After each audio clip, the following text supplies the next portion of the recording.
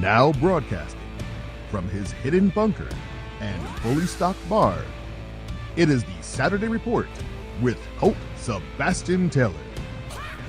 Hello and welcome once again, my friends, to the Saturday Report with me, Colt Sebastian Taylor, adventurer, entrepreneur, an amateur pirate, and welcome to AWSM Radio, an independent, digital-only radio station that plays today's best music, old school classics, along with a rotating cast of all-star DJs.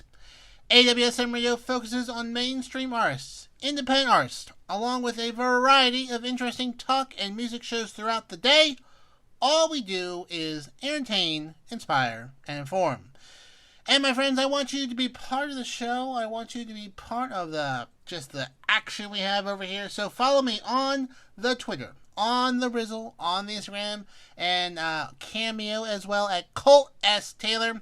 And if you by chance have missed past episodes, go to anchor.fm/Colt S. Taylor and subscribe to the weekly podcast version of this show. All right, my friends, let's get started with this week's Saturday Report. Before we get started, though, I would like to note that today is September 11th and is the 20th anniversary of the 9/11 attacks in New York City. 20 years. It doesn't seem that long ago, but for some folks, half a lifetime ago. A lot of people weren't even born or had a conscious understanding what the world was then. I myself was a bright-eyed, bushy redhead in college when things went down on that Tuesday. I had left for class that started at 9 a.m. and just caught the opening breaking news of what was going on, and then went to class for an hour and a half. And, this is 2001. There wasn't Twitter. Text messaging really wasn't a thing. Having a cell phone was was a very hoity-toity thing to have. A lot of people didn't have cell phones.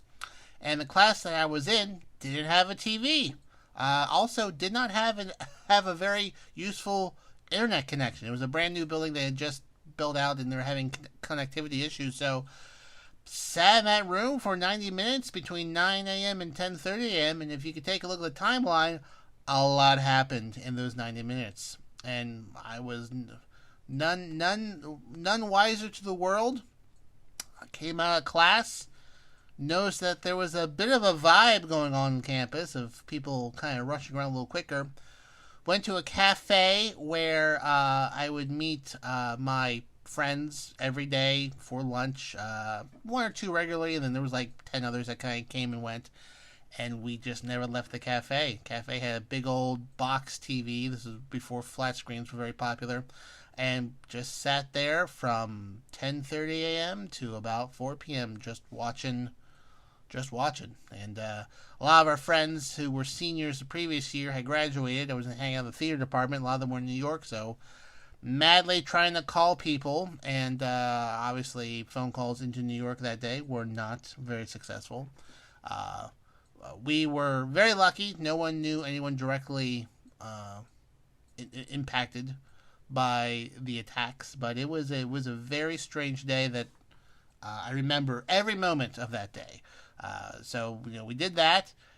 We all went back to our apartments, continued to watch TV. There was a school-wide meeting at the student union where the president of the university asked all the students to come. Classes were canceled come noon, which for the university was very rare. This is the Northwest Pennsylvania. They don't cancel for blizzards, ice storms, occasionally delay classes for a tornado. That's it. But cancel classes, and had a big meeting there with everyone. And the president of the university, I believe his name was Dr. Pogue, talked to the entire student body about what was going on and how people could help, and that we had a very large foreign student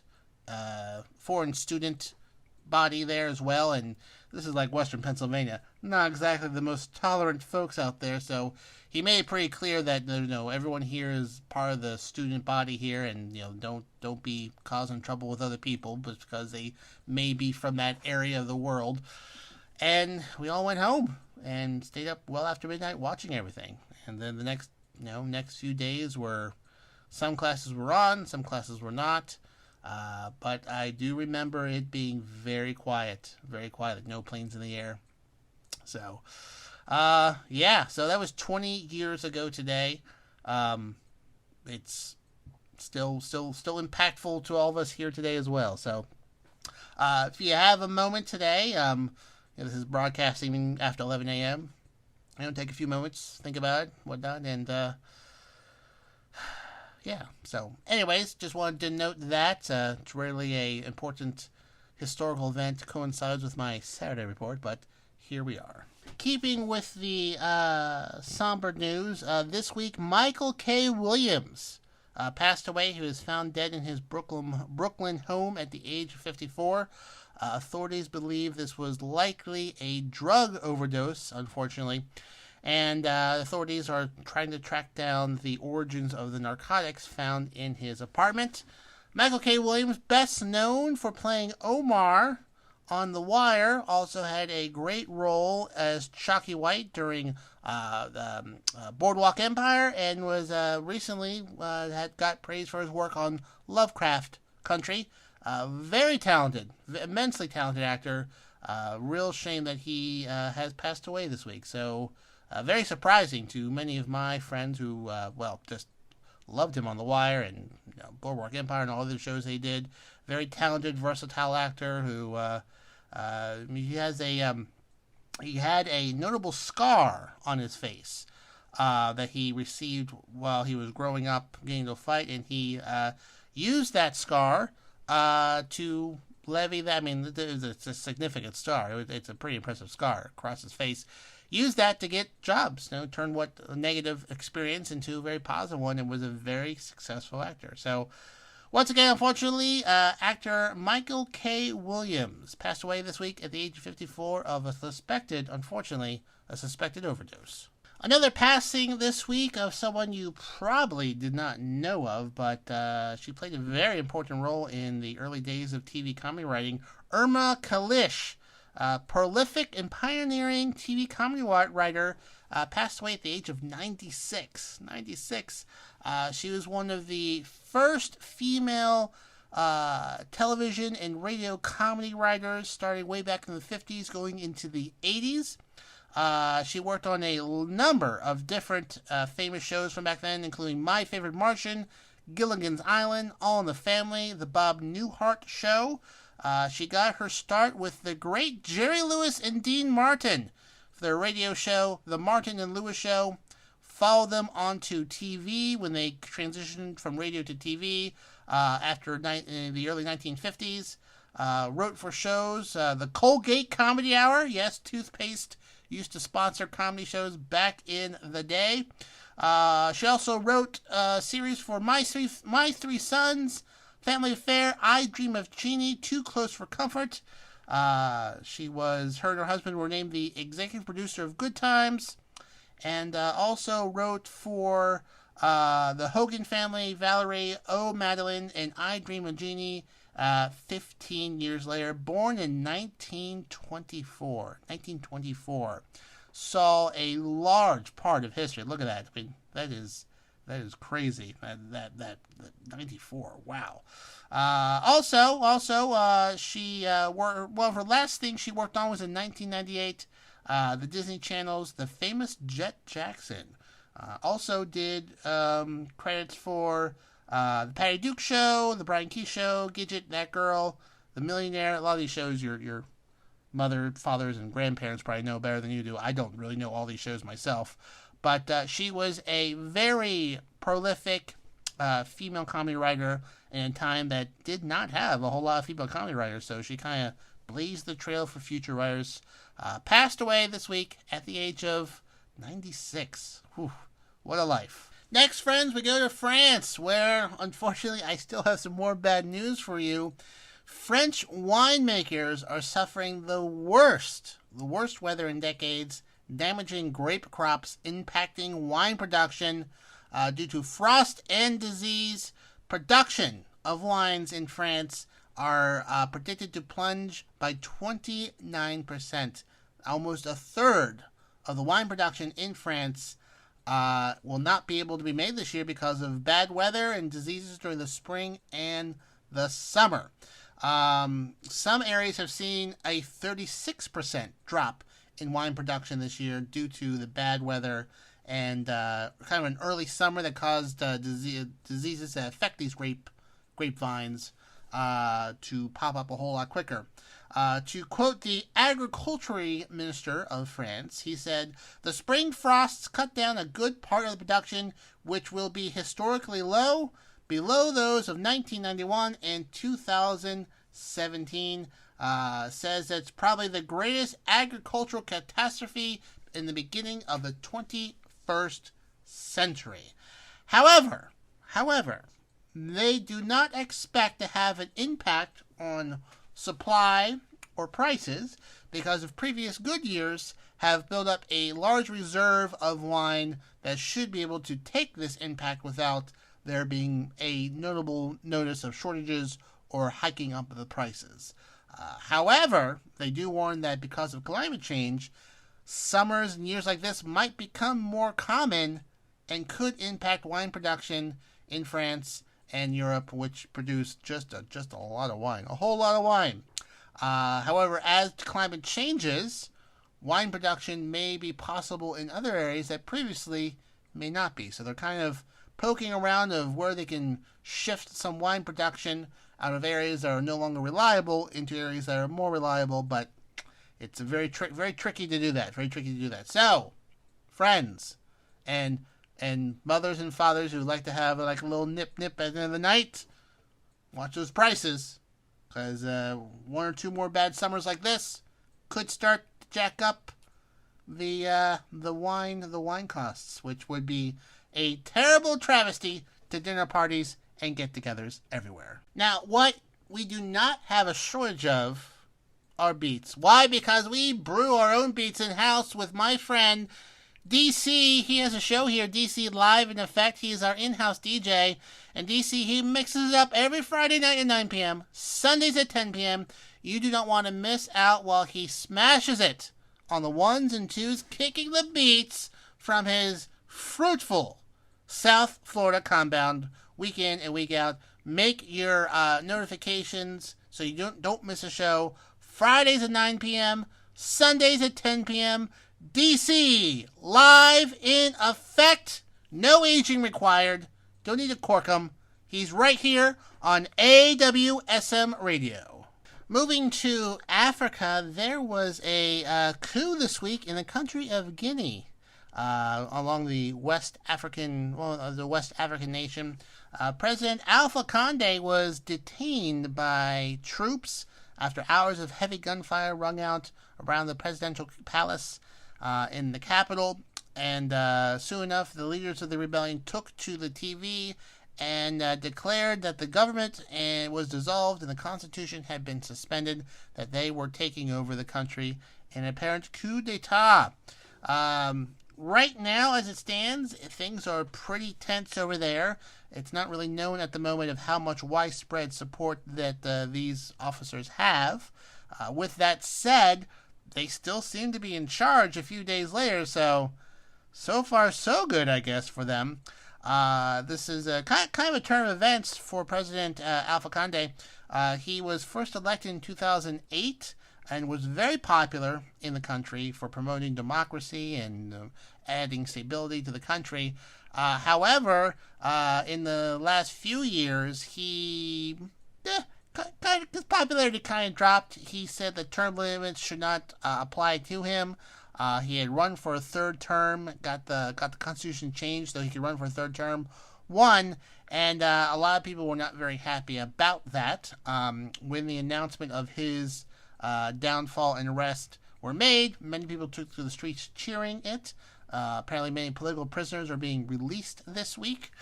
And no word of where he is at the moment, but the military is pretty much securing the country, removing governors, replacing them with commanders, and they are going to be forming a broad transitional government back to democracy. Well, the coup has been widely condemned by the West African nations. They have a sort of a group out there that sort of get together and look after each other, known as the ECOWAS. The coup was condemned by the United Nations.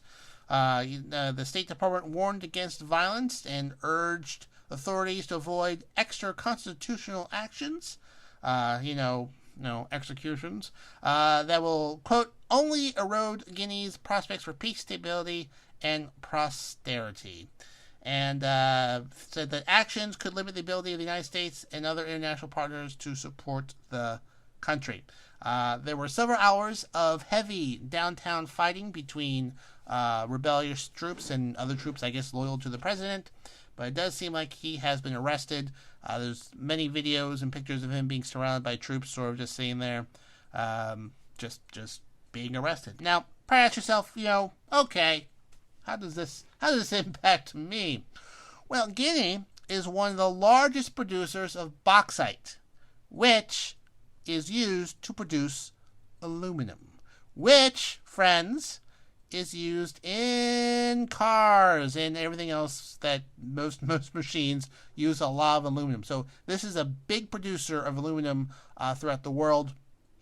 Even the terrible car company Hyundai uses aluminum to help to build their cars. So no word yet of like what kind of sanctions will be imposed or how this will impact the aluminum supply around the world. This could drive up prices. If these folks play their cards right and make aluminum more available or make it a little bit easier for people to get aluminum out of the country, I'm sure they could probably get some recognition a whole lot quicker. But if you're planning to travel there anytime soon, friends, you may want to put that off until things settle down just a wee bit. Moving from West Africa to East South America, Brazil is probably another place you don't want to visit anytime soon. Of course, they have a massive COVID-19 issue there, but there could be a coup soon in Brazil. The president of Brazil, the bombastic president, what's his name here? Bolsonaro, is telling his supporters to take to the streets to take down the Supreme Court, which won't let him govern, and he's saying there's fake news, fake voting, and things are being stolen, and people need to take back their country. Gosh, golly, where have I heard that before? So people are comparing this a lot to Donald Trump after the election. There have been massive rallies of supporters marching through the streets. Even this president's sons have been seen coming to America and speaking at Trump rallies as well. So there's a bit of a connection there. And what was interesting to me is Jason Miller, who is Donald Trump's one of his confidants, currently runs a social media site called Getter, Gettr. I don't know what that means, but been working for Donald Trump for many, many years. Also a bit of a scumbag.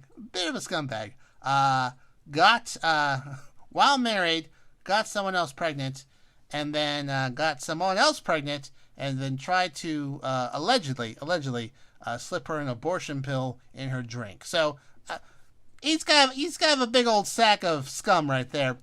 Anyways, he was detained in Brazil recently. This came out by authorities and questioned at the airport about what exactly he was doing down there, talking to the president of Brazil and his sons by authorities. So there's a lot going on down there in Brazil. Holy moly. It's according to the president, he said to his supporters last week, "I have 3 alternatives in the future: being arrested, getting killed, or victory." Not exactly a unifying message of peace and democracy. Yeah. So apparently there are polls showing he will lose in a landslide if they were happening this week, which he says are fake polls, and that the only way he can lose is if it is being cheated. and he is trying to cast doubt into the electoral process in Brazil. And, listen, it sounds like the overseas version of a sitcom that we saw here in the United States. It's pretty much happening in Brazil. Over 150 heads of state and lawmakers from 26 nations issued a joint statement on Monday this week expressing concern that the rallies in Brazil have the potential to turn into an insurrection that could undermine the democracy in the largest nation in Latin America. Doesn't seem like it's stopping anytime soon. So things are going to get there pretty. It's pretty dramatic down there. With there's also a COVID-19 vaccine scandal that's going on down there. There is unemployment, hunger, inflation. Almost 600,000 people have been killed by COVID-19. There is an intense drought that has been causing hydroelectric stations to not generate as much power. There could be widespread power outages. It is just a hot mess down there. Hot mess down there. And it just really doesn't seem like it's going well down there. Now, Brazil has had military dictatorships in the past, which the president has spoke fondly of and saying, boy, wouldn't it be great if we could just go back there again. And things are getting messy down there. So, friends, if your late fall travel plans include Guinea, then you may want to put that off. You may want to put that off for just a smidge. Moving on to Mexico, a 7.1 earthquake struck this week outside the tourist resort city of Acapulco, knocking out power to 1 million people in the area. They're also dealing with Hurricane Katia, which was skimming up the west coast there. It was a pretty powerful earthquake. Last I checked, and this could have changed because they're still trying to figure out what's going on there. Only one fatality so far, which for the size of the earthquake is pretty amazing, but authorities do expect fatalities to be higher. Lots of videos, because we live in that age of people running out into the streets in the middle of the night. It was felt as far away as Mexico City. And up in skyscrapers, people could see blue pulses of flashes flying up into the air. A lot of people associate this with a phenomenon called earthquake lights. It's not fully understood, but the basic concept is that before earthquakes and after earthquakes, the amount of energy that is released when earthquakes happen will charge the air, and you'll see flashes of light in the sky. One of the most well-documented cases of this was, it might have been over 10 years ago at this point. There was a massive earthquake in China. Killed lots of people, unfortunately. But in the hours leading up to it, there are dozens of videos of people seeing this rainbow energy flying through the air, just wafting up from the ground and catching the sun, and just all these brilliant colors. And a lot of people think those were the earthquake lights. Now, this is a concept that has been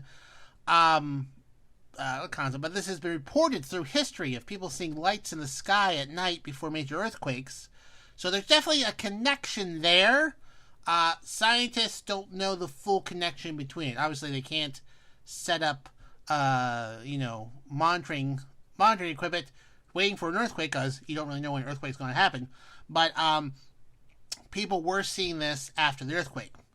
However, these flashes people saw in Mexico also look a lot like transformers blowing, like electrical lines going down. So they may not have been earthquake lights, but just transformers along the skyline popping off, exploding, and sending electricity up into the air. And that also would give quite a light show as well. There is one video that I'm sure you can track down by now. If people have a hotel, then you see a bunch of blue flashes, the lights flicker on, flicker off, and then all the lights go off in the city. It's pitch black. Shocking when it happens, but also it's an earthquake, so, it does happen. I myself have never been in a earthquake. The only exception was in, I think, 2009, 2010. There was like a 5.3 earthquake in Virginia that was felt all the way up here. And literally, I thought it was a truck driving by outside, real too close to the house. Just everything sort of rumbled. And I was watching TV. I was saying to someone like, boy, that truck was really close. CNN breaking news. And there was like, there was an earthquake in the Washington, D.C. area. Like, oh, so that's what it feels like. Interesting. But, yep, they seem to be okay down there in Acapulco. To all my listeners in the Acapulco area, I'm sure there's dozens. Hope you get back on your feet very quickly, and you didn't suffer too much damage from the 7.1 earthquake in Acapulco, Mexico. Well, you cannot set up devices, as I mentioned, to measure earthquakes in advance because you don't know when it's going to happen. What you can depend on every day is some great drive time radio, a great drive time radio show called The Rock Sessions, hosted by the beautiful, fantastic, amazing Rox. She's going to make sure your evening commute home is fun. She has the hottest music on the charts and some other surprises in between. She will make it rock style, Monday, Tuesday, Wednesday, Thursday, and Friday, 5 p.m. to 7 p.m. I mean, the show is so amazing, I wouldn't be surprised if there are earthquake-related lights to when she does a show. The amount of energy she brings should likely cause flashes in the sky or transformers blowing. Either way, it's quite a show. So listen to The Rock Sessions, Monday through Friday, 5 p.m. to 7 p.m., right here on AWSM Radio. Speaking of music, I have some music news for you. Rox doesn't hold the monopoly on music news. Acclaimed band Radiohead, which, I mean, acclaimed, they have a lot of fans. They are set to reissue Kid A and Amnesiac in a combined new album with unreleased songs. The band revealed it's reissuing its two albums, Kid A and Amnesiac, in a new album with unreleased songs. They tweeted this week, "We humbly submit Kid A Amnesia to you." So they'll be coming out here on November 5th. They say in the statement, it's a coming of age for Kid A and Amnesiac and is joined by a new album, Kid Amnesia, a memory palace of half-remembered, half-forgotten sessions and unreleased material, all three coming out on November 5th. This marks the 20th and 21st anniversary of the album. Kid A was released in 2000, and Amnesiac was released in 2001. And the other album, Kid Amnesia, has songs that were recorded between 1999 and 2000, but were never actually released. During the announcement, they released a part of a never before heard song. Ooh, that's hard to say. If You Say the Word. So, for all those Radiohead fans who at this point are probably pushing, between 30, 40, and late 40s, new album, new reissue of two previous albums coming out this November 5th. I would say you might have listened to that via the Napster back in the day, illegally sharing files.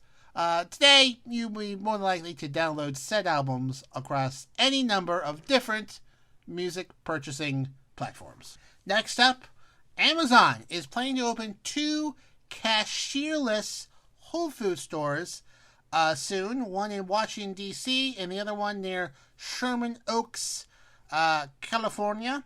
But they will not have cashiers or rows of cashiers in the store. It'll be a cashierless store. Basically, they will have cameras that will monitor what is taken off the shelf, and then will track you going around the store, taking what you need to take, and then charge items to your Amazon account when you leave the store. Now, obviously, if you do not have an Amazon account, they will not let you shop there and just walk away with with the stuff. They will also have self-checkout lanes there that take cash, gift cards, credit cards, etc., etc. But if you have an Amazon account, probably an Amazon Prime account, you can walk in, pick things, and just walk right on out, and it will be able to figure out what you got, how much it was, charge you, and then you are on your way. Pretty amazing stuff. I haven't seen an example of how it actually works, but that's pretty amazing if you think about it. Now they say that they're going to hire the same amount of people. So even though there's going to be no cashiers there, those people who would be cashiers will be going around the store helping people make their selections and working in other areas of the grocery store. So they say they're not going to be hiring less people. They're going to be hiring basically the same amount of people, but will be in different roles. I mean, some people will have to help people at checkout who are doing the self-checkout, and other people will go around helping people find things. But that's pretty amazing. So as you know, Amazon owns Whole Foods. Whole Foods has more than 500 grocery stores across the country, and Amazon bought them about 4 years ago, and they are now applying that technology to the grocery stores. So if it is successful and they're not losing money or charging people wrong stuff, I would not be surprised if you start to see this at other locations. Now, obviously, if the internet goes down, they probably won't be able to have the store open. So if phone lines are down, that might impact things. You might not be able to shop there. Obviously, if the electricity is off, the store wouldn't be open in the first place. But it would need a more than a dial-up connection in order to properly track what's going on. But I just can't imagine how many cameras would have to be placed to monitor everyone, see what they're doing and whatnot. There would have to be cameras everywhere, either up in the ceiling or up on the top of aisles, and you check in with your phone and whatnot. It's mind-boggling to think the amount of technology that goes in behind that to make that work. But if one comes around here, I would definitely check it out just for my own experience. So be on the lookout. If you're in the Washington, D.C. or Sherman Oaks, California area, tweet me. Let me know how the experience was. We now go to space, where if you remember from previous episodes, Jeff Bezos went to space. Richard Branson went to space. Now, part-time Bond villain Elon Musk, owner of Tesla, he's not going to space, but his civilian space project from SpaceX will be sending an all-civilian crew into space on September 15th, which will be this coming week, actually. So Elon Musk's SpaceX is already sending spaceships to the International Space Station, cargo ships, and returning astronauts back and forth, whatnot. So that's fairly advanced. They really get up there. And but now they're doing a civilian flight. And unlike Branson and Bezos, who kind of just whip in the sky and came back down within 45 minutes, whatnot. This is going to be a 3-day flight. They're going to orbit the Earth for 3 days, conduct some experiments. They'll be collaborating with SpaceX, the Translation Research Institute for Space Health at Baylor College of Medicine, investigators at Weill Cornell Medicine. Whew, that is a mouthful. So they're going to watch September 15th, go around the Earth 3 times, and then land in the Atlantic Ocean for retrieval. They're going to be launching from the NASA platform in Florida. The crew will consist of billionaire Shift for Payment CEO Jared Isaacman, childhood bone cancer survivor Haley Arkanu, Dr. Cyan Proctor, founder of Space to Inspire, and Chris Zimbrowski, a retired officer of the U.S. Air Force. And, so they'll be going on the Dragon crew capsule, which has ferried astronauts back and forth from the International Space Station, and it'll be launched on the Falcon 9 rocket, which I believe comes back and, lands. It lands itself as well as a reusable rocket. So, probably covered by major news outlets this week, and I'll let you know how it goes next week if you find yourself uninterested or too busy that day to see what another billionaire is doing in space. Now, if you do miss the space launch, it's probably because you've been waiting all day to listen to AWSM Radio sports show Married to the Game, so it's completely reasonable. It airs every Wednesday at 9 p.m. Eastern Standard Time, so next Wednesday when they launch into space, you're probably too busy getting ready for the show. Hosted by Brian, Joe, and Mac Daddy, they're going to bring you their insights, analytics, and expertise to all things games to the table. They might even talk about space. I don't know. And what kind of sports show would it be if there wasn't a little bit of trash talking in between said subjects? So tune in to catch up on the week of all things sports. Follow them on their Instagram pages. Joe at Turn Up the Jets, Nick at the Mac Daddy Ryan Show, Brian at bolstered_up_sports, the hardest one to say, and Married to the Game's own Instagram page, MTTG Radio. Married to the Game. So, let's do it.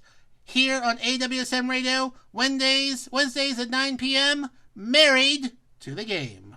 Moving on to music news, Cardi B has had a second child, so Cardi B Baby watch is now over. She has a new baby boy with Offset, which is a rapper behind I Like It. That's the name of the song he's, I guess, famous for.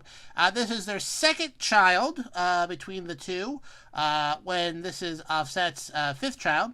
So it's congratulations to these two. She first shared the news of her pregnancy in June during her performance during the 2021 BET Awards.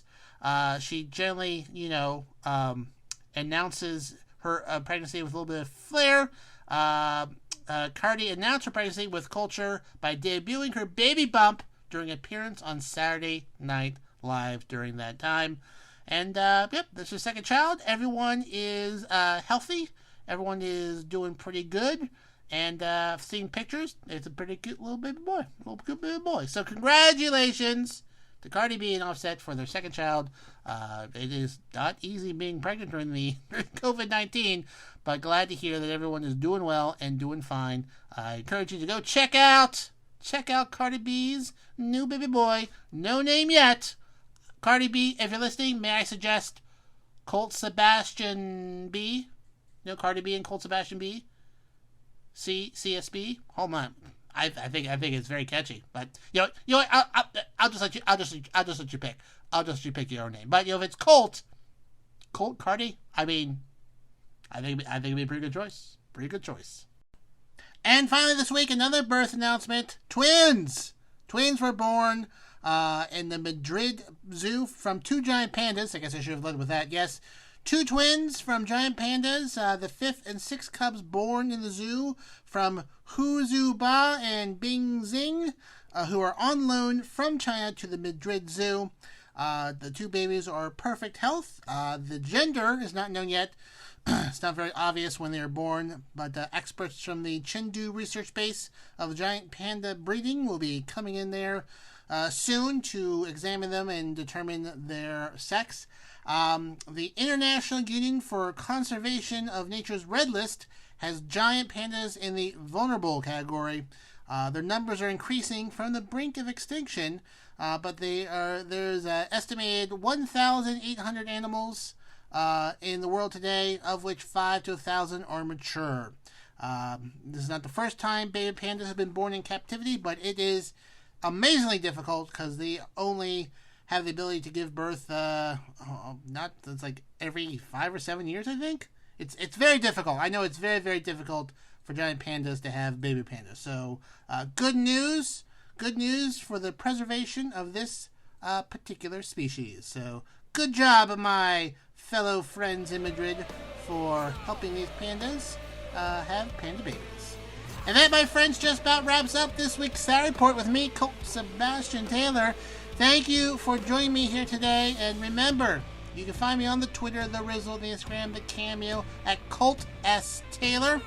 So please engage with me on there if, you'd want to, let me know if I'm doing a good job, or if I'm not. I like the attention one way or another. And if you happen to miss this show, you go to anchor.fm and catch all previous shows, upload usually Sunday or Monday, for your listening and podcasting enjoyment. So, my friends, I hope you have a delightfully fantastic weekend. full of joy and, at the very least, not a whole lot of stress. And if you're bored, check out ColtSebastianTaylor.com. Until next time, my fantastic friends, I am, of course, Colt Sebastian Taylor.